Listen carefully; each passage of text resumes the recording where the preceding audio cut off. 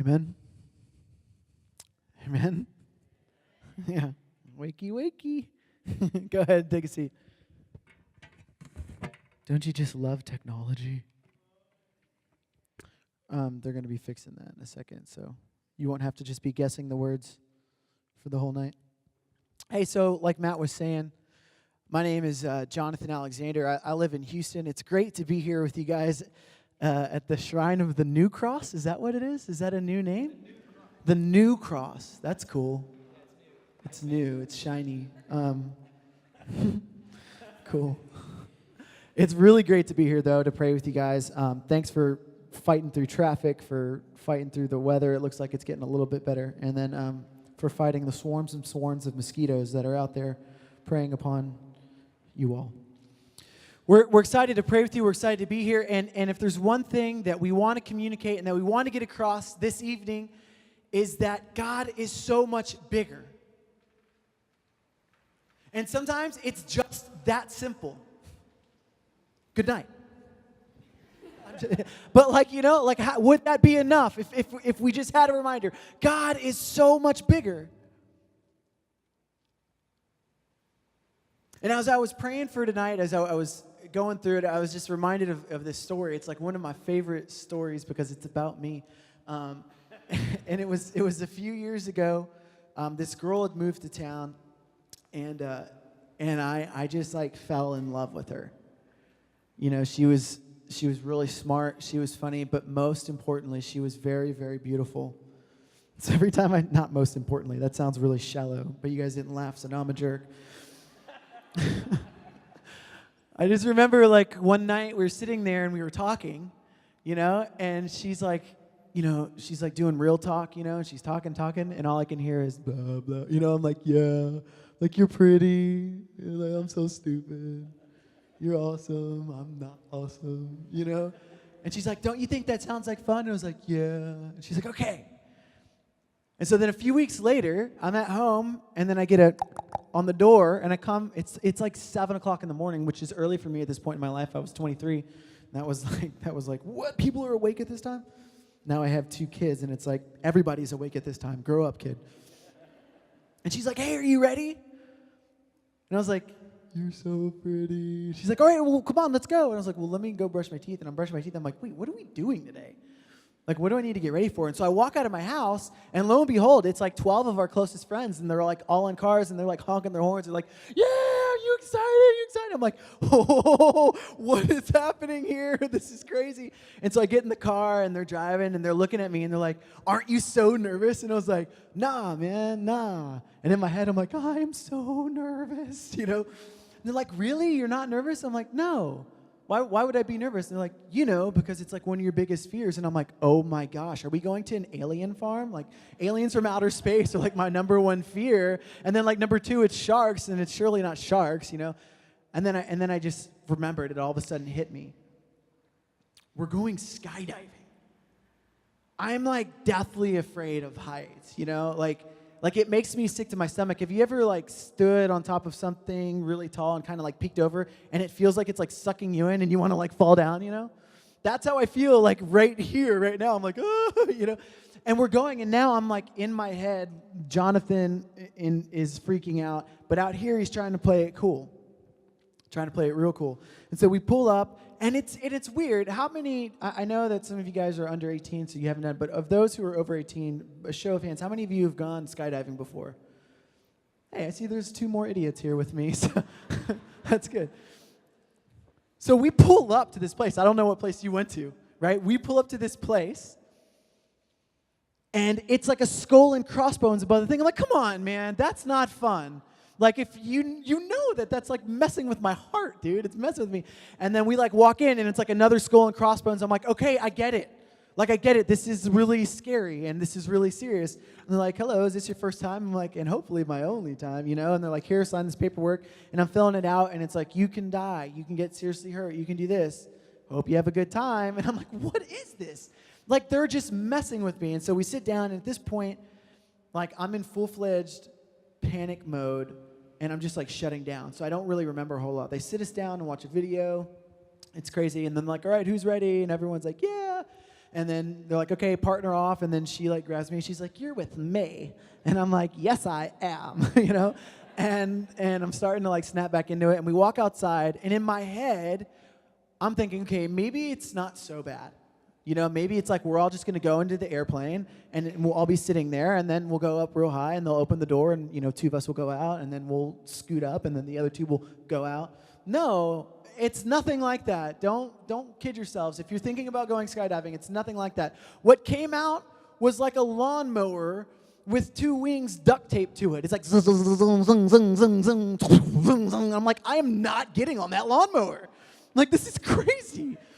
And then these 2 guys jump out of the airplane, and one guy is like an older gentleman, one guy's a younger guy, and the younger guy has like a mohawk on his helmet, and he comes up to me, he's like, yo, what's up, bro, you ready? And I'm like, oh, I'm stuck with the bro guy?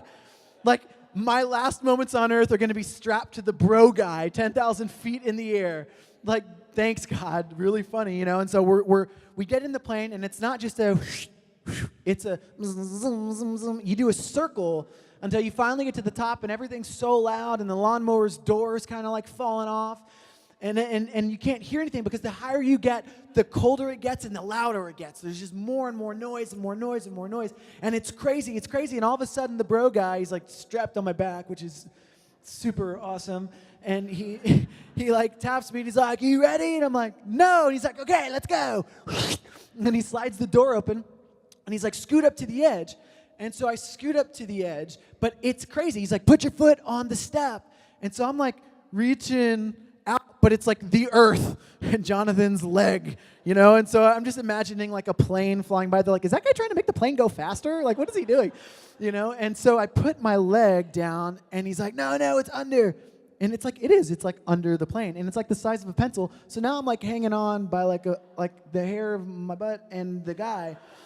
And he's like, okay, I'm going to count to 3, 1. I'm like, no. He's like, 2. I'm like, no. And next thing I know, we're falling. But here's what I forgot.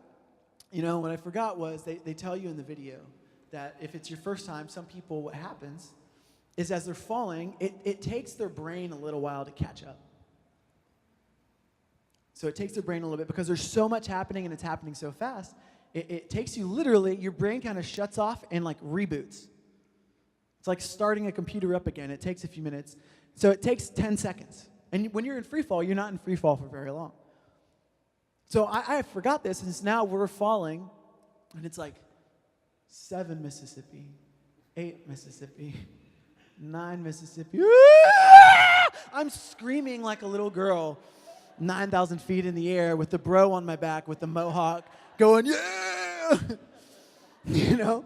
And then he pulls the cord, and it goes from super crazy, super loud, everything happening at once, me saying all the Our Fathers and Hail Marys that I could possibly say in my heart of hearts as I feel like I'm plummeting in my death, to being completely silent.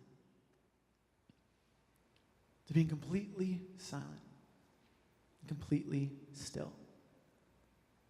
And the guy's like, you want to do some tricks? And I'm like, shut up. You know, like I'm having a God moment.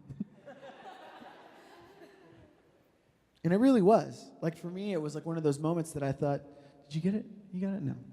For me, it was one of those moments where I was sitting there and I was thinking, as I could see everything, you know? Like I know if you've been flying before, if you've been on an airplane, you've taken a trip, that's one thing. But to be kind of vulnerable up in the air and it's just like a parachute, it's a whole different experience. And I remember sitting there floating to the ground thinking, this is how God sees everything. Like I can see all the cars going from point A to point B. I can see people down there, you know, getting ready to get on their little lawnmower to come and jump out of their lawnmower airplane. And I can see everyone going from one thing to the next, doing A to get to B, doing B to get to C. And here's God in his throne in heaven saying, there's so much more out there. I am so much bigger. And the craziest thing about that experience for me is God is so much bigger than what I experience. I can't even imagine how big he is. I imagine how big he is, and I'm like, wow, that's pretty big. And he's looking at me, he's like, I'm bigger. I'm bigger than your imagination. The Father's perspective is so much bigger than ours. And there's nothing that the Father wants more than for us to plug into that perspective. for us to be a part of that. Because he sits on his throne in heaven, and there's no greater view, there's no greater experience of what's happening in our stories than his perspective. He can see it all. It's important. It's important that we draw near to him. James 4. Draw near to God, and he will draw near to you. It's very, very important that we draw near to God. It's kind of like this. How many of you guys have a smartphone? Yeah? A lot of you? How many of you have a flip phone? Looking at some of the older people, flip phones. You just don't want to admit it? Yeah, because I can draw a picture better than your flip phone can take a camera. Like the camera picture is like really bad. I'm like better. How many of you have an iPhone? That's really all that matters. We're not going to the galaxy or whatever that stuff is. It's so crazy, man, because these things do everything, right? Like, how did you get from one place to another place before you had maps on your phone? You had to actually use a map? What? What's that look like? You know? Sending text messages. If you and your friend get in disagreement, you can hop on the internet and find something right away. Like, my life literally changed when I got an iPhone. Like, I became so much more organized because it was all in one space. And I also became insanely addicted to Candy Crush. You know, like I can play video games on my phone. I can find directions. I can learn prayers. I can search anything. I can do all this cool stuff. I can edit movies. I can take really, really great pictures. You can do so much, but you know what's more important than this iPhone, which, by the way, is smarter than the first rocket we sent to the moon, the first thing that went into space, the first thing that took people into space. This is smarter than. How crazy is that? You know what's more important than the actual phone itself? Is this. It's the charger. For those of you who have an iPhone, is anyone, because a lot of hands were over here. Was there anyone over here who has an iPhone? You do? Any of you like me where you don't just have one charger? I have a bunch of chargers for like every different like zombie apocalypse scenario there could ever be. Because there's nothing worse than when your phone gets to 1% and you're like, where's the charger? I need a charger, it's gonna die, you know? My world is gonna end. I literally freak out like that. It's sad. It's so sad. I need help. But I have so many chargers. I don't just have one. Of those people who have iPhones, can you just show me by a show of hands? How many of you have two chargers? You have two? So that means you got one like in your bedroom, maybe like one in the kitchen. How many of you have three chargers? So that means maybe you got one like in your car too, if you have a car. How many of you have four? And the shame begins. 5. Okay, so they were shamed into saying no. In my household, we have 6 iPhone chargers. 1 in the kitchen, 2 in the bedroom, 1 in the car, 1 in the bathroom, because we all know that's where you use your iPhone. And an extra one just in case we lose any of those. We know intrinsically when we buy the phone how important this is, how this is so much more important than the phone itself, because without this, the phone is worthless. It's useless. And I take that back. It has some worth. You can use it as a paperweight. You can use it as a weapon. You can throw it at someone's head. You know? You could sell it to someone if you're hard on times, I guess. But it doesn't have a use. It doesn't get to be used the way it was created. You see, this phone was intended for a use, not just to be a paperweight. You can just go grab a rock if you want to do that. Or use your flip phone.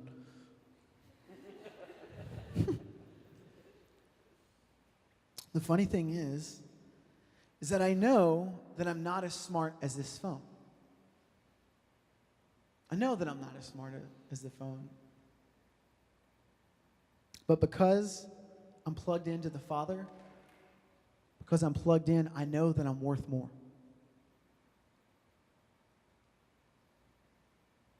I know that I'm worth more than this phone. I'm worth more than this thing. And you see, we have to stay connected to the Father's perspective on everything. We have to stay connected so that we can be reminded of what our worth is. Because you see, we walk around every day and we're surrounded by giants. I mean, how many of you have seen a giant? Like, the closest thing I can describe to a giant was last year I went to the Texans training camp, and J.J. Watt, that guy is like a giant. He's like, no joke, a giant. I'm like standing next to him. I feel like a 2-year-old. I'm like, I go potty? And he's like, shut up. Like, he is a giant. He's a beast, and he's a friendly giant, but he's a giant. I mean, think of the biggest person you know. That is not the giant I'm talking about.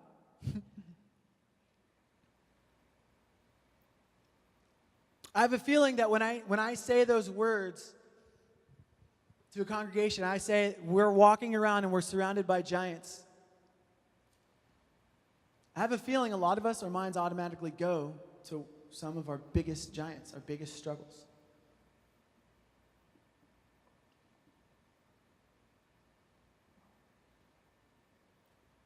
We all are fighting giants. And that's why I love the story. It sounds like a kid's, it's only a kid's story because we hear it in vacation Bible schools. But the story of David and Goliath, it's awesome. And for those of you who don't know, the Israelites were fighting the Philistines. And they were camped on one hill and the Philistines were on the other. And as they line up, as the Israelites line up to battle, the Philistines line up to battle, and this man comes out.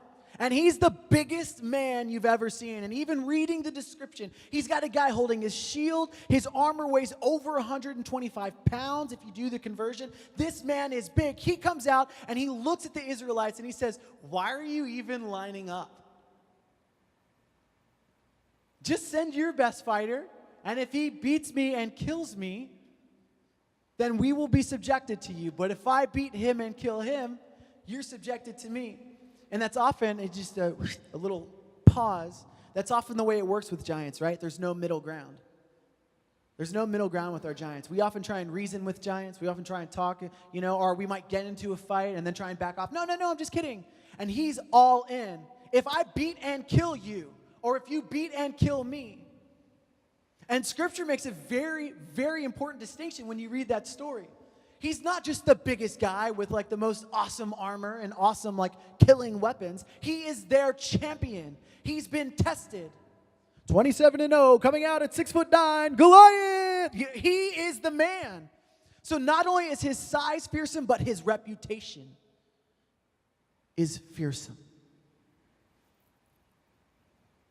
And for 40 days, morning and evening, here comes this giant making fun of the Israelites' army, making fun of the Israelites' God. Well, if your God's so strong, just send someone out. Surely he'll take care of it. And for 40 days, the Israelites were scared. Until one day, this man Jesse sends his son, David, to bring some food to his other sons who were in that army. And David, while bringing the food, and they're all lining up, here's Goliath insulting God. And all of a sudden, he like perks up, like the dogs in that movie Up, where it's like, squirrel. It's like he's like, what? They're talking about God? No, I will not know. And he's like, why isn't anyone doing anything? And they're like, well, did you see the guy? He's the champion, and he does this all the time. And he said he'll kill us. Like, we're not going to go do that. And he's like, no one? He's like, I'll do it. And eventually, everyone's like, what? And it gets back to the king. So the king says, bring him in. I got to talk to this kid. Is he just saying that? Because, sometimes kids kind of like make stuff up. Is he just saying that?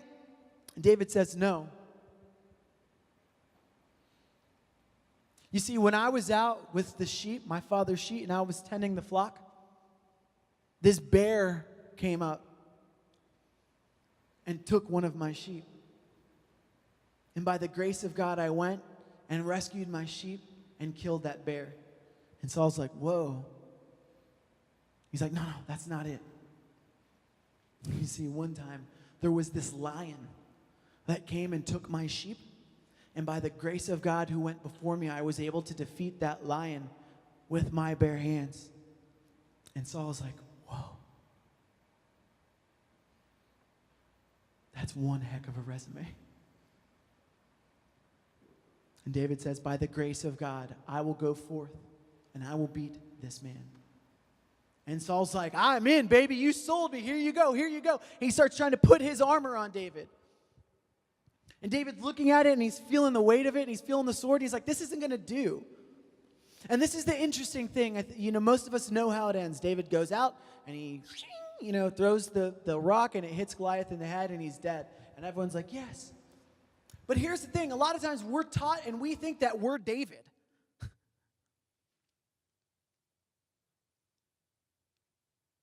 Like, I don't know, maybe you didn't. Maybe you didn't grow up this way. But for me, I grew up, and I was always told that I was David. And I got my 5 stones, and I need to go out and conquer the world in the name of God.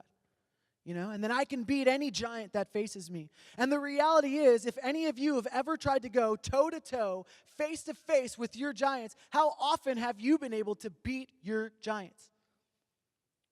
By your own little pebbles.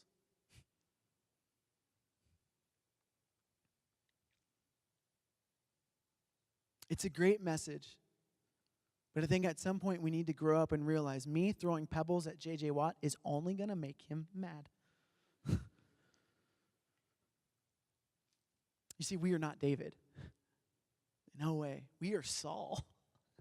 We're like, oh, by the grace of God, you're going to do this. Well, let me give you my armor. Let me give you my sword. Let me do everything humanly possible to help you win. Help me help you, David. Help me. David is Jesus. Only Jesus can defeat our giants. Only Jesus. And we're sitting here and we're like, oh my, he was the champion. He was so big. And this boy defeated him. Here's the crazy part, man. And I think we forget about this. David kills Goliath, right? What happens next? David takes Goliath's sword, and this is kind of gruesome, I'm sorry, but he cuts off his head. And then he picks up the head, and he's like, oh. And he shows the Philistine army.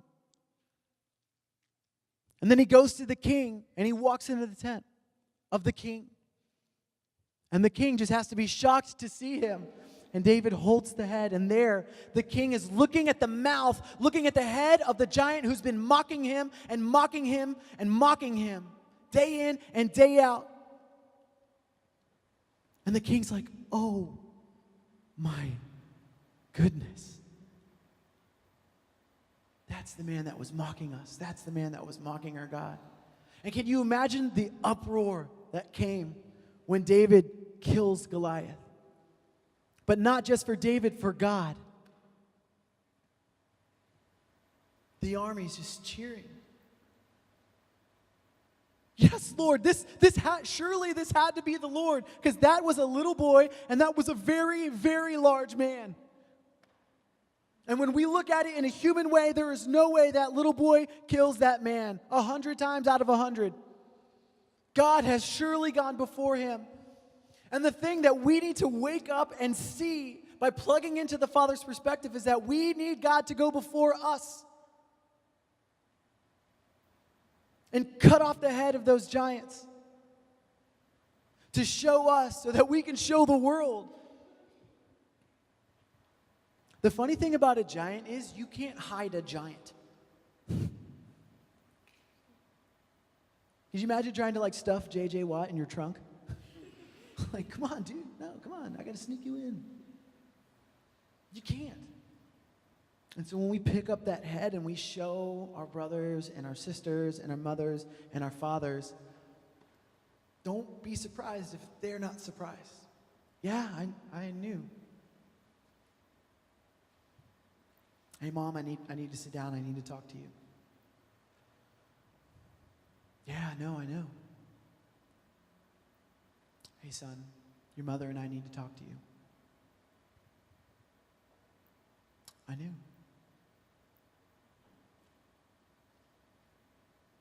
Hey, my best friend, I'm really struggling with this. I could tell something was going on.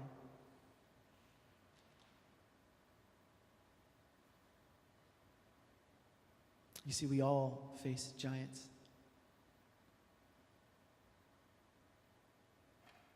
And trying to do it on our own just isn't working.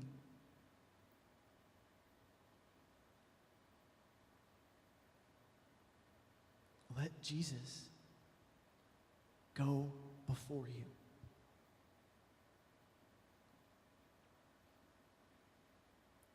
Let Jesus face your giants because he is undefeated.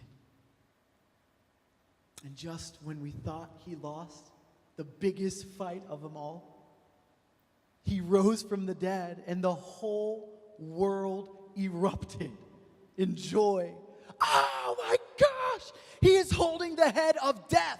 He has defeated death. He has killed death. He has cut off death's head. And he is showing us this death that has haunted us, this death that is always behind us. He has defeated it. That is the good news. That's not just good news, man. That's fantastic news. I love the words that David says. If I can get it.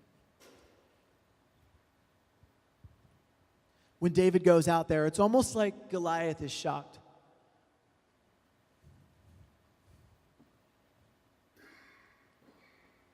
It's almost like he's like, what? You would come at me and throw sticks at me like I'm a dog? Like, how insulting is that? Like, oh, well, I'm David. How's it going? David says, you come to me with a sword and with a spear and with a javelin. But I come to you in the name of the Lord of hosts, the God of the armies of Israel, whom you have defied. This day the Lord will deliver you into my hand, and I will strike you down and cut off your head, and I will give the dead bodies of the host of your armies this day to the birds of the air and the wild beasts of the earth, that all the earth may know that there is a God in Israel.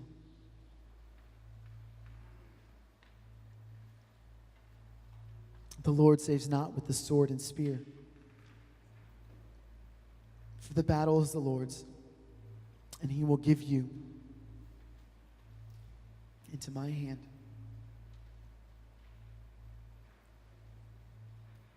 And so today the Lord comes before us in the Blessed Sacrament in the Eucharist, and we get to sit here in the presence of a champion, in the presence of a giant killer. And my question to you is, what is the giant that you've been fighting? What is the giant that's been mocking you day in and day out? Because right now we get the chance to plug in. We get the chance to connect, to be recharged, to be refreshed, to see it from this 10,000-foot perspective, free of fear. That we get to see it from God's eyes, seated on his throne in heaven. Jesus is here. The giant killer is coming. So if you would, I know it's cheesy, but if you would just close your eyes for a second. I think we spend so much of our energy just looking and looking and looking. Like, it is important that we take time to close our eyes, and if you're open to it, that you would just open your hands up in your lap. You know, it's almost impossible to be defensive. It's almost impossible to be negative or angry when your palms are face up open. You know, because you just feel silly if you're I'm really mad, but my hands are open. You just can't do it. And that right now, we would pray those words. God, what is it that you want to show us from your seat?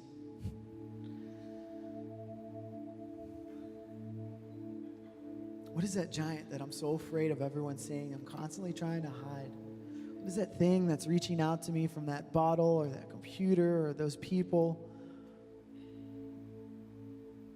What is that giant that continually is calling to me and mocking you, God?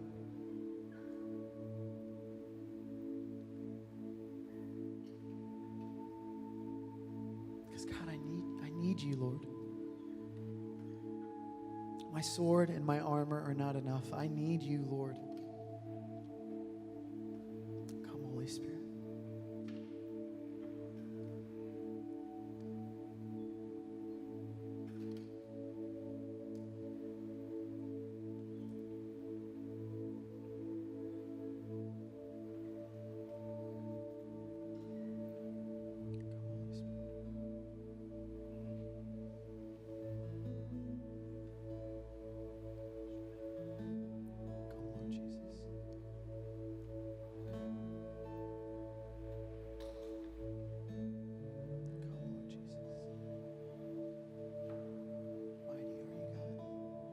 Holy are you, God.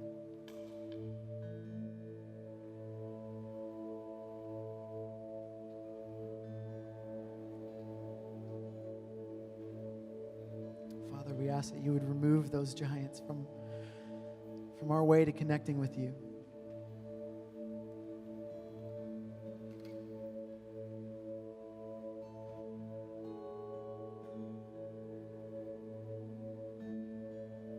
Some of us really just want to be with you, Lord, and we keep getting knocked down, that you would go before us, that you would clear a way. That tonight we would experience you in a new way, in a radical way.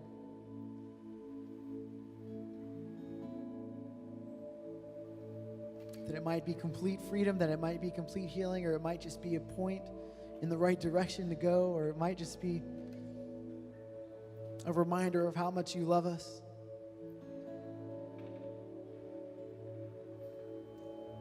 Because your mercy and forgiveness are infinite, Lord, so we just want to sit there with you. We just want to be there with you.